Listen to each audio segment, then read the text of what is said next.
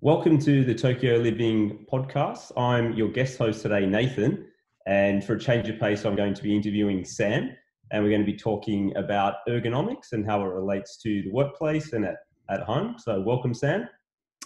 Thank you.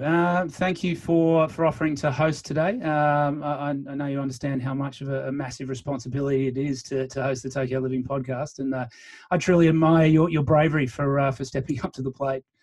Well, being the first guest host, I figured, there's a low bar. You haven't had another guest host, so I can't be worse than anyone else. But trying to live up to, the expectations of what the current host has been doing over the last few shows is going to be a big task, but I'll do my best. That's true. Yeah. Let's hope you're not the last guest host ever. We'll see how it goes. Let the listeners be the judge. Fair enough. Great. So the listeners obviously are familiar with you as the host of the show. And I know you've got quite a diverse background, but perhaps we can start by just talking about your career and education and how it relates to today's topic of ergonomics and workplace health. Sure. Yeah. So from an educational perspective, I've got degrees in physiotherapy and also in exercise science. So I sort of like to combine those the education experience that I've got from those degrees.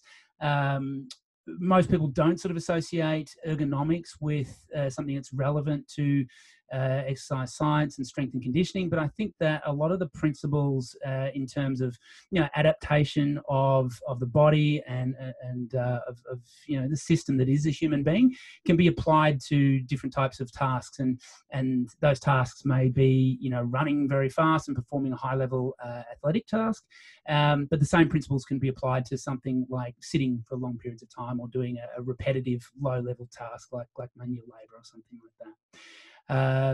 I've been working as a physiotherapist in a private practice setting and working with the clientele that we see here in Tokyo, mainly expats. We're not seeing a ton of bricklayers and carpenters and nurses and things. Most of the occupational type injuries that we see are the result of working in an office environment. So just seeing a massive amount of these sort of occupational related injuries has given me a sort of a good feel about the things that can contribute to that and what we can do to address those issues. And I've also had quite a lot of experience actually out in the field and going to offices, conducting ergonomic assessments, and then sort of implementing strategies via seminars and also sort of private consultations and things like that. Okay, great.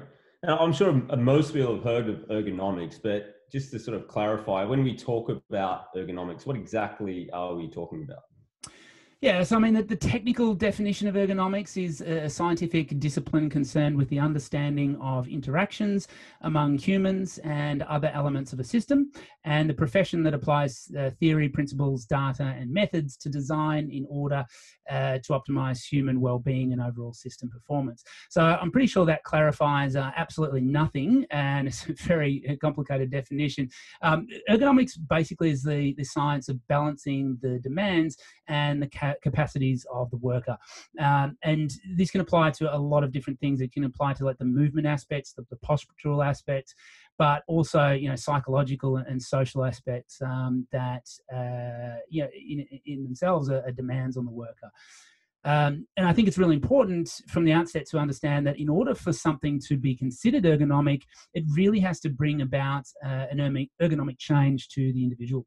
So most people will have heard of products that are claimed to be ergonomic. So you might have an ergonomic mouse, an ergonomic keyboard.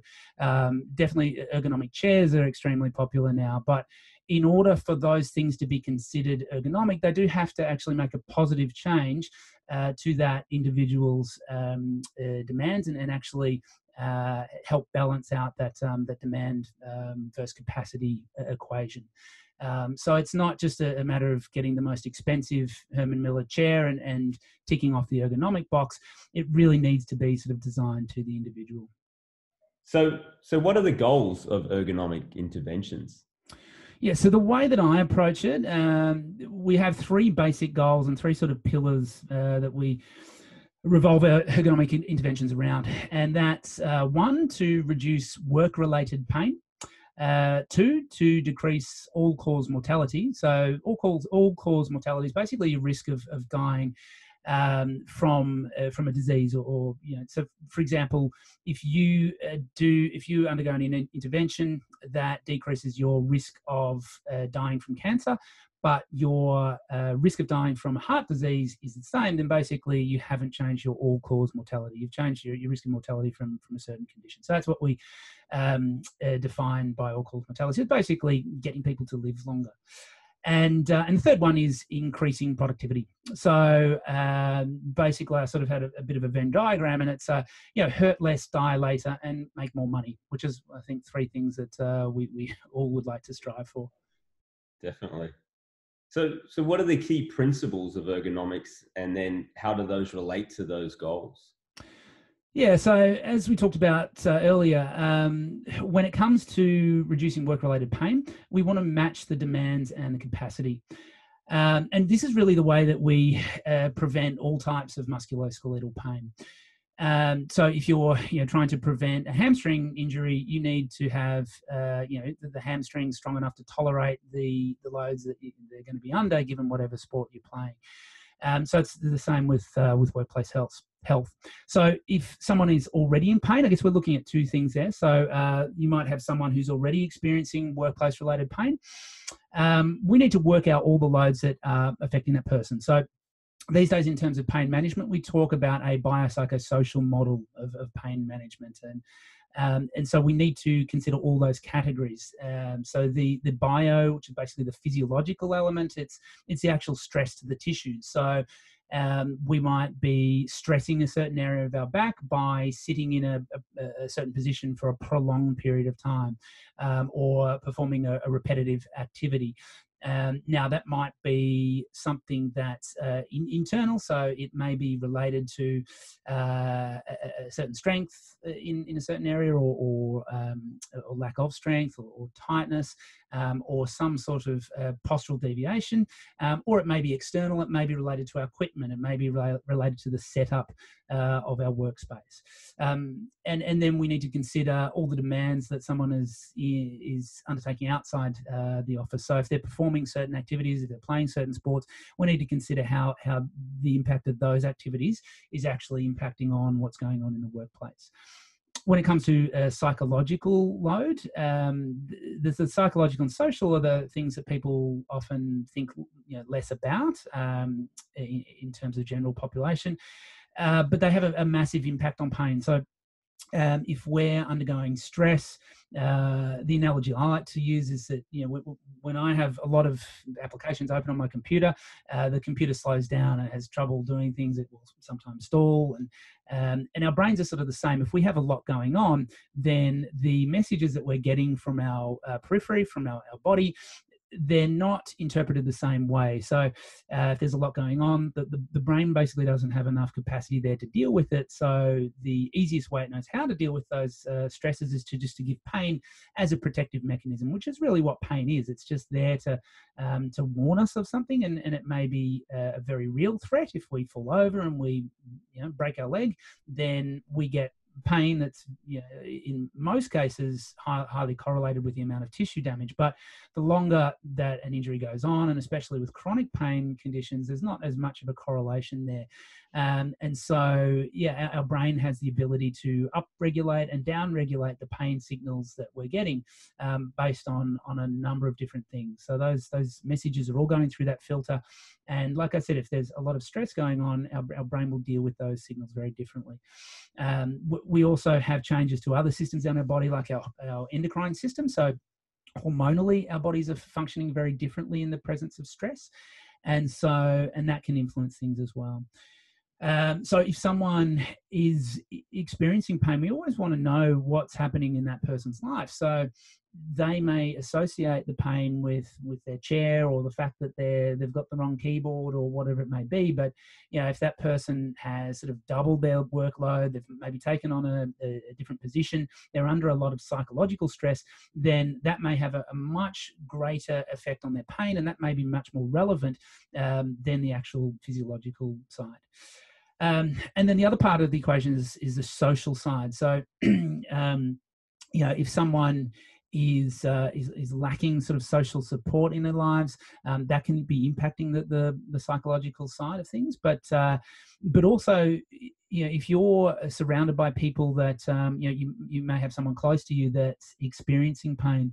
We often have people that will have had parents that have had similar problems, and people often think that they inherit, as we said, joints and body parts from their parents, and that's why they get pain.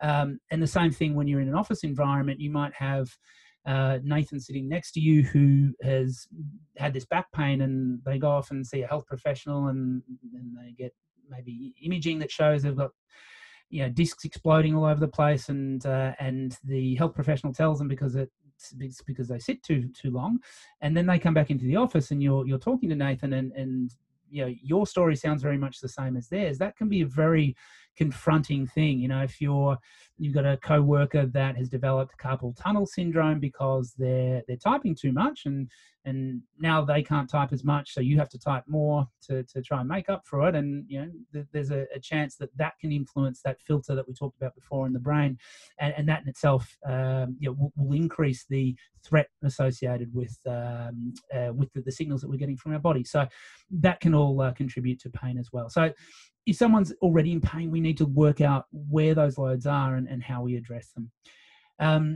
If someone's not in pain, then we just need to decrease the loads that are likely to cause pain. And a big part of this involves minimizing large spikes in load or combinations of different spikes. And so if someone is looking at changing their desk setup, or maybe making what is in actual terms a fairly drastic change of going from a sitting desk to a standing desk, we need to try and make sure that that's done in a gradual fashion so that it doesn't cause an excessive physiological load. And then if someone wants to undertake an athletic activity, again, making sure that they don't go into that too quickly, or not do something that's sort of counteracting what's going on at work, and just trying to like I said, balance the loads, and then trying to incorporate activity and exercise into the daily routine. So getting people to be as active as possible, and that's often a much larger mission than it sounds. I mean, it's a simple thing to do, but it's often a very difficult thing to do, as you know yourself. So there's a lot of different strategies, and with ergonomic interventions, the more tailored we can be, the better. So if we're doing things as a group, as a company, we may need to apply generalized interventions, generalized set of activity strategies. But the more we can work with someone as an individual, we can sort of address their specific needs, and we can design programs based around both their physical capacities, but also what's going on in the rest of their lives. So getting someone to exercise if they're single and they've got outside their work minimal other commitments, then it's going to be a very different picture to if someone has 4 kids or other responsibilities that they need to take care of. And I guess the other thing is just variety in position and load. So in general, having a greater degree of variety, both in the types of work we're doing and the types of positions, the types of postures we're in, is always going to be beneficial. All-cause mortality, the focus really is on increasing activity. Now, there's other aspects such as nutrition, which, again, if you're applying general principles, there's very basic principles that most people should be abiding by. Eating whole foods, eating lots of vegetables, eating a balanced diet, that type of thing. But obviously, different people have different dietary requirements. So if we're going to make a more tailored intervention, that's best done under the guidance of a nutritionist or a dietitian. But then, activity is really key. And as we talked about before, there's endless numbers of strategies available to accomplish this. We know from a large study in the Journal of Cardiology in 2019 that 150 minutes of moderately vigorous exercise per week goes a long way to countering the impact of sitting more than 8 hours a day on all-cause mortality. So we know that sitting is bad for our health. That's sort of been proven. But if we can do some exercise, it doesn't completely eradicate that risk, but it makes a substantial change. So if you're someone that is sitting most of the day, and especially in the clientele that we deal with, that is most people, then you should be trying to aim for that 150 minutes a week of moderately vigorous exercise. And even we touched on this before, but standing desks, they can be great from the perspective of changing posture and changing the stress that's going through someone's body, especially on the spine. As we said before, this needs to be done gradually if it is going to be incorporated, but it can also help with all-cause mortality. So that's that same study that I mentioned before. I believe it's by Stamatakis, and I'll put the link to that in the show notes. But that showed that replacing 1 hour of sitting with 1 hour of standing a day led to a 3% decrease in all-cause mortality. So it really is an activity that we're focusing on, and that is a very simple concept, but it's the implementation that's really the art behind that science. When it comes to increasing productivity, the two factors we've talked about above will contribute to this. So if we can make people more healthy, and if we can decrease the likelihood of injury, then that is going to naturally increase productivity. If people are, generally, if people are healthier, they're sick less, and if they're sick less, when people are sick, they're generally not working, or they're not working as much or as effectively. And things like the ability to be productive and concentrate is all going to be better if someone's leading a healthier lifestyle. Same thing if someone is injured, they're off work because they're in pain, then they're not going to be working, and that's going to dig into productivity. So those two factors sort of feed into the third part. But there's also that aspect of attitude. So if people feel like they're doing something beneficial, then this will often improve team morale and attitudes towards work. So if people are doing things together, if people are, if a company is implementing, let's say a desk-based exercise routine or some sort of change in activity levels, then everyone is going to be feeling positive about that, and because of that, that will naturally raise group morale. When it comes to implementing health-related activities, we've seen it sort of described as companies having two types of models. So we'll have, we call a compliance model and then a growth model. So the compliance model is where a company will do the bare minimum or spend the minimum amount of money to basically tick the box. So if a company is made to have some sort of ergonomic intervention, they'll do the very least possible to tick that box. The growth model will be where a company sees that health-related interventions are an investment, not a cost, and so they will spend more on those interventions, the understanding that will lead to a return in the future.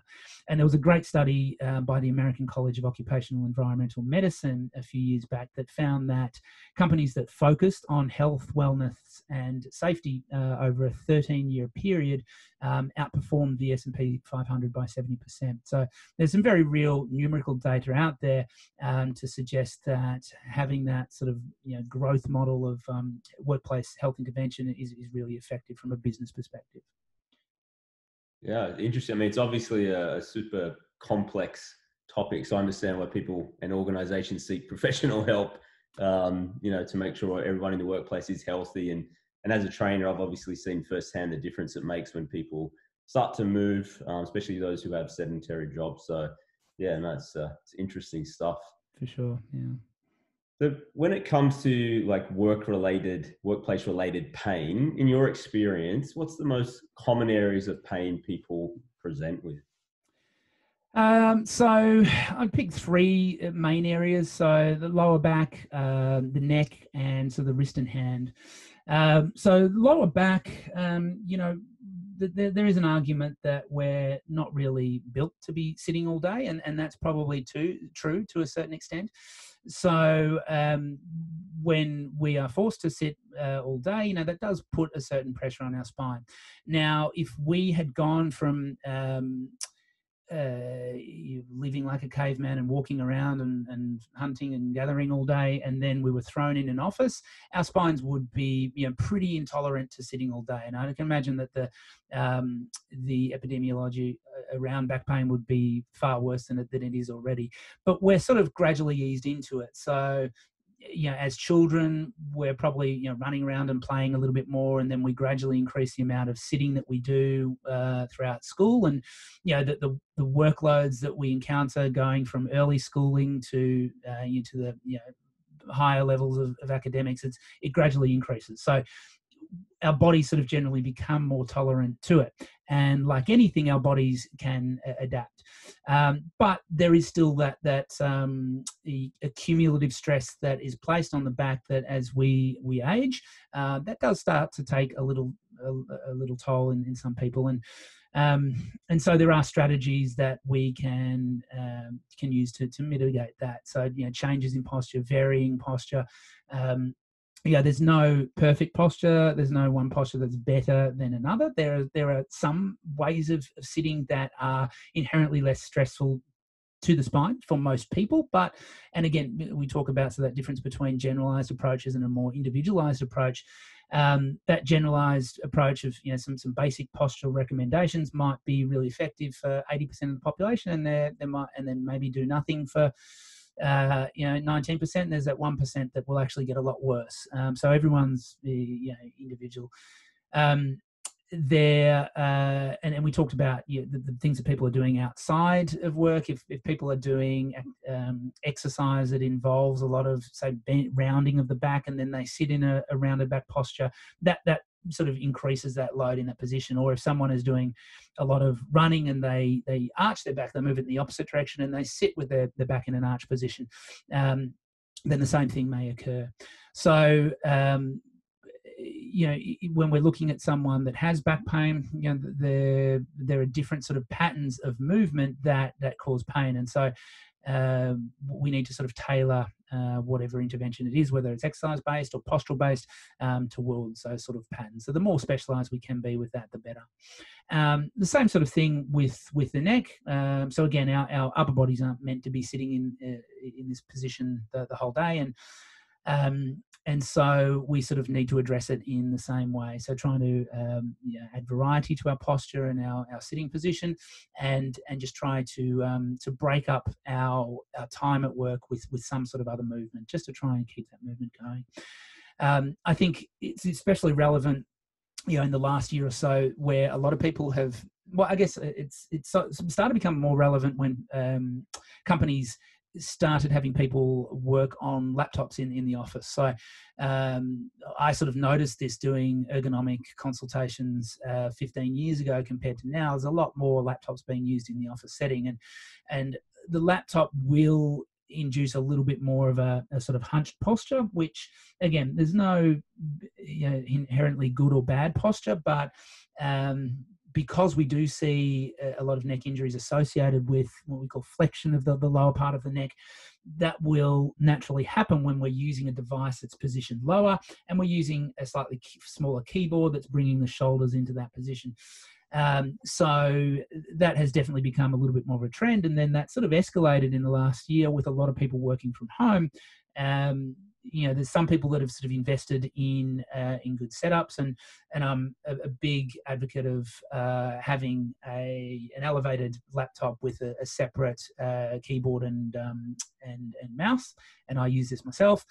And you can sort of replicate the position and the orientation of a desktop with that external setup with a laptop.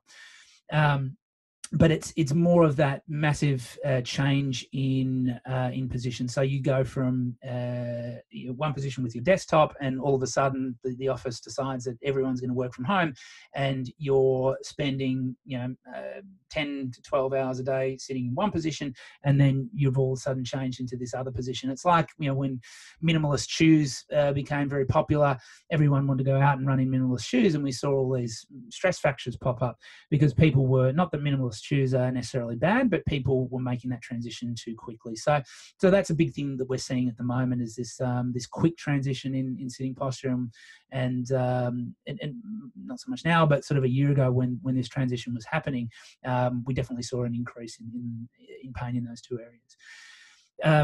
And then the third area, that wrist and hand pain, we see this associated both with local problems like carpal tunnel and problems related to the neck. So the wrist and hand ergonomics can play a big part in carpal tunnel syndrome, and we see some other conditions like de Quervain's tenosynovitis, probably more so than the back and neck. The back and neck, sort of, especially the lower back, can be contributed to by what's going on at work, but there may be a lot of other factors. The wrist pain, we can often see it being directly related to work, and therefore the strategies that we incorporate can be more effective because they're more directed to that specific stress. When it comes to wrist and hand pain related to the neck, it's really important that you get these checked out. So any sort of wrist and hand pain, we'd really advise people to have it looked at. First of all, with the carpal tunnel, you can get some fairly permanent changes to the nerves. So if you get an onset of carpal tunnel, it's fairly difficult to treat conservatively. So we do see a certain proportion of these go to surgery.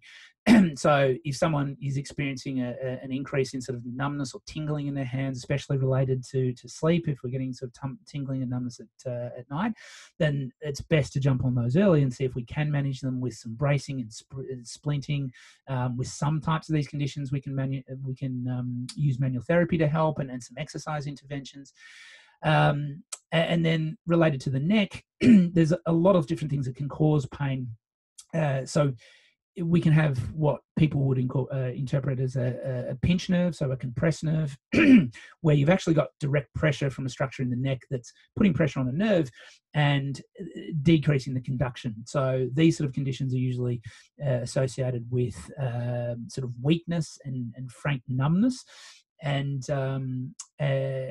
that's where, like I said, that you're getting direct compression and cutting off that nerve supply, or at least decreasing it. You can also get what we call a peripheral sensitization in the nerve, where you get some inflammation and some bleeding around the nerve, and that actually causes the nerve to become inflamed. And when this happens, it's sensitive to stretch. So it's not that it's actually being compressed, it's more that it's just irritated. And so these type of conditions will be more associated with things like tingling as opposed to that numbness and weakness. And then you can get what we call referred pain. And we saw our wonderful osteopath Max actually do a post on this today.